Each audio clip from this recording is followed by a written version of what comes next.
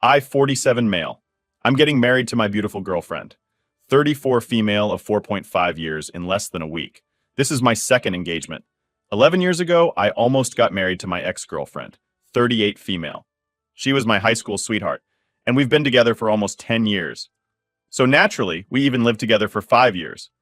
So naturally, I was ready to get married. It seems like I was not the only one shocked. She appeared to be as well. My family held a positive view of my ex, and they were excited when I shared the news of our engagement. However, things took an unexpected turn just one day before the wedding when my ex ended up having a romantic encounter with my 34-year-old brother. Adding to the shock, my ex had suggested that I spend the night before the wedding at a hotel, believing it was necessary to stay separately to avoid bad luck. And I did what she asked of me. Unfortunately, or maybe fortunately, I'd forgotten my shoes back home and had to go back for them a few hours after I'd reached the hotel. When I went back home, I was surprised to see that the lights were out in the living room since my ex hated turning out the lights while leaving a room and couldn't believe that she'd remembered. I went in and headed straight to the bedroom since that's where I kept the shoebox, because that's how special it was to me. But when I opened the door to my room, I was greeted with the worst thing I'd ever seen. My ex was lying in bed with my little brother and was so caught up in their act that they barely even noticed that I'd entered the room. It took only a few seconds for them to notice me, but I was completely frozen, unsure of how to react. My world crumbled around me, and as soon as I comprehended what I had just witnessed, I instinctively made a run for it. Despite my ex calling after me, I drove back to the hotel in a state of hyperventilation and panic, outright refusing to accept what I had seen. I was supposed to get married the next day, so this was just insane. It took me a while to compose myself once I got to my room, and when I finally managed to calm down, I ended up sobbing for at least an hour. Thankfully, I hadn't told my ex which hotel I was in, so she couldn't get to me and could only text me, which is what she did. Following the incident, she bombarded me with apology texts, attempting to convince me that it was a one-time occurrence. However, I remained highly skeptical of her explanation. She also mentioned feeling overwhelmed by the upcoming wedding, claiming she needed to blow off some steam. According to her, my brother had always been there for her, leaving her unsure of whom else to turn to in that moment. I could hardly believe that she was even trying to explain herself after what I'd seen and blocked her immediately. I also blocked my brother since I wasn't interested in any of their bullcrap.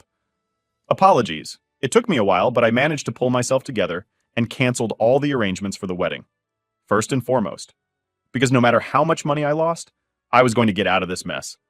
My ex had just wasted 10 years of my life, so I didn't mind wasting a few $1,000s as long as it meant that I wouldn't have to be with her anymore. The next thing that I did was I called my parents up and told them what had happened. They were really confused about whether they should be consoling me or cutting my brother off. I allowed them some time to contemplate the situation. By then, it was late in the evening, so I ordered dinner for myself and then cried myself to sleep. Following that day, I encountered my ex only twice. The first time was when she returned home to gather her belongings and leave. The second time occurred a couple of years later at a mutual friend's party, where she attempted to engage in conversation with me. But I left as soon as I spotted her coming my way. My brother and I also haven't spoken since then, because my parents have cut him off for what he did to me. Last I heard, he was working in Europe, and hasn't come back here for 3 years now. Anyway, that was all in the past, and I've managed to move on from that horrible episode. I'm in a better place now, and definitely was a better woman, whom I trust wholeheartedly. It was all going well until a few days back, exactly 1 week before my wedding. My ex reached out to me. I don't know how she found out about me or my wedding, but she contacted me from a new Facebook account. Since I'd blocked her original account first, and sent me a ton of messages about how devastated she was to hear that I was getting married again. It struck me as odd that she used the term again, considering that, despite the near marriage, we were never officially married. Nevertheless, the situation felt like a total déjà vu. The way she pleaded for me to take her back, despite her actions, and claimed that I was the only man she'd ever loved, had a profound impact on me. And I even told my fiancé about it immediately. Part of me was so perturbed by this that I wanted to give her a piece of my mind for bothering me before my wedding. But another more unforgiving part of me really wanted revenge. I knew that I'd done the right thing all those years back, and had dealt with the situation like an adult. However, this time around, I harbored a strong desire to inflict emotional pain on her to the extent that she wouldn't even consider reaching out to me again. When I confided in my fiancé about these feelings, she fully supported the idea. Despite her own experiences of being cheated on in the past, acknowledging that our relationship wasn't a 10-year one, it still left a painful impact. So she knew how I felt. So this time, instead of just letting it go, we came up with a plan to get revenge and make sure that my ex went through the same heartache that she put me through. This is why a couple of hours after I received her text, I decided to text her back, saying that I was finally ready to talk to her. She expressed her readiness to come to my place immediately, but I suggested she get a room in a nearby hotel. I promised to meet her there the next day to avoid raising suspicions with my fiancé. Throughout this conversation, my fiancé was right beside me, and surprisingly, she agreed to the plan, and so the next day I went to her hotel. At the time we agreed upon, she seemed overjoyed to see me and was actually crying happy tears, but she'd be crying real tears in a couple of minutes. She sat me down and started explaining how she'd been so sorry about what had happened for these past 12 years. I wanted to make it up to me, but didn't know how to get through to me until she heard from a friend that I was getting married again. She believed that sending one last text was crucial, fearing she would lose me forever if she didn't. I feigned interest, attentively listening and holding her hands while she spoke. All the while, I anxiously awaited my fiancé's arrival. After almost 20 minutes, a knock on the door signaled her presence, prompting me to rush and open it. My fiancé answered, followed by all of our groomsmen and bridesmaids wearing masks of my brother's face. They'd carried a cake in as well, and even that had my brother's face smiling up at us. My ex was horrified and couldn't even come up with words to say anything. We yelled surprise eyes while she looked on with a shocked expression on her face, because I'm sure nobody would have ever seen this coming. We've managed to convince the hotel staff that we were surprising her, and it was relatively easy, since she'd already informed them to let in any guest who wanted to visit her, which she'd meant just for me. But I had other plans. After she was able to process what was happening, she started sobbing and mumbling some incoherent gibberish while crying. I wasn't inclined to let her off the hook so easily. Messaging me just a week before my wedding, after cheating on me with my own brother the day before we were supposed to get married, was audacious. Now, she had to confront the consequences of her actions. I made it clear that this was what she deserved, and any chance of reconciliation, if ever, would only be considered after her betrayal. Then she was dead wrong. She had no business texting me after what she'd put me through, and I was glad that she was hurt by what I'd done because she'd brought it upon herself. I was really cold and curt while saying all of this, but she continued to sob and said that if I didn't want her back, then I should have just ignored and blocked her instead of going out of my way to humiliate her like this. But I didn't feel sorry for her in the slightest. Not then, not now. I told her never to speak to me again, and then left her crying by herself in the hotel room. Now I'm supposed to get married in 2 days, but some of my fiancé's friends want me to apologize to my ex since they think that the way I told her off that day was harsh.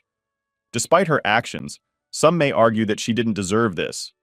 However, my groomsmen, who have known me since middle school, don't share this sentiment. They are fully aware of the battles I faced with depression and fighting for my life in the years following my breakup with my ex due to the circumstances. They understand the depth of my love for her and what she meant to me, so they didn't judge or mind what I had done. My fiancé's friends had probably been expecting some high school drama that they could gossip about later, but this was too raw and real for them. My fiancé is on my side and doesn't think I should apologize, but her friends are refusing to be part of the wedding. If I don't do that now, I'm really torn up because on one hand, I don't want my fans to be upset on our wedding day. After all, she really values her friends, but I also don't think I owe my ex any apology at all. She could have just stayed out of my life and this never would have happened, but she just didn't want to see me happy. In fact, she still tried to play the victim here and keep sending texts from spam accounts about how I broke her heart, and that this will definitely come back to me someday. I don't particularly care for this brand of emotional manipulation, not from my ex, and most certainly not from my fiancé's bridesmaids. Now I know that she's never going to tell me to apologize just for her sake, but I sort of feel obliged to at this point, and that's why I'm here. I'm running out of time, and I need to decide what I'm going to do right now. 80 for humiliating my cheating ex after she tried to get back with me just a week before my wedding. Update 1. So the response on this has been pretty diverse to say the least. There's just 1 day to go until the wedding, and I decided to speak to my fiancé before I actually do anything.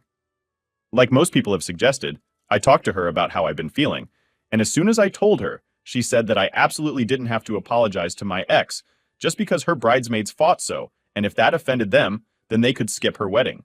She shared that her bridesmaids were unaware of the details, and many of them believed that I had overreacted, even after she explained that my ex and I had been together for a decade, and she had cheated on me with my brother. An act perceived as incomprehensibly cruel and unforgivable.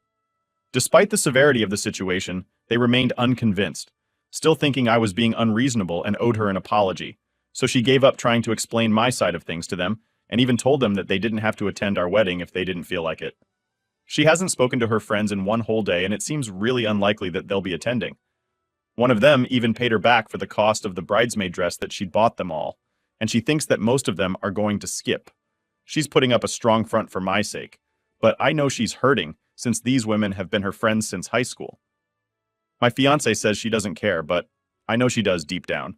So I've decided to talk to her friends and try to convince them myself. As for my ex, she has become quite a nuisance.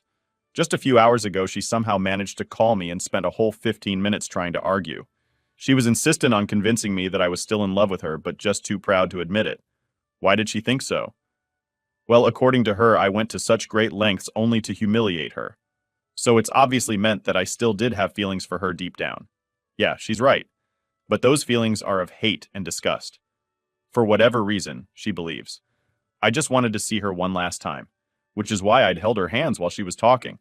But honestly, that was just a shocker. Even more. I literally laughed in her face while talking to her, hoping that she'd get the hint, but she kept on blabbering about how we were soulmates and that I needed to call off the wedding before I made a huge mistake. Truly, the sole reason I'm considering any of this is to prevent her from making any regrettable decisions. I've been attempting to contact her parents to facilitate her removal, but so far, I haven't succeeded in reaching them. Consequently, I'm patiently waiting for their response. Once they step in, I'll finally be able to part ways with her for good. Don't get me wrong, I still hate her, but I also don't want her to hurt herself. I'm not that inhuman. Update 2. Hey guys! So we're officially married now. It's been a couple of days since the ceremony, and I still can't believe it. She's now my wife. I'm thrilled. But unfortunately, there's still sad news. Her friends ended up not showing up to the wedding, despite my attempts to get them to come. I personally called each one of them up to explain why I'd done what I'd done and why I didn't want to apologize. But they didn't care much for it. Even when I asked them to attend just for my wife's sake, they weren't too hot on it. And that just seemed bizarre to me because I surely attend a friend's wedding, even if I didn't particularly like the person they were getting married to. I only learned the real reason yesterday when my wife finally confessed that she'd had a feeling her friends wouldn't attend. Whether or not I apologized simply because of the fact that she'd refused to do what they'd asked of her and had disagreed with them. They didn't like that one bit and believed that they were all one unit, so they always needed to have a united front.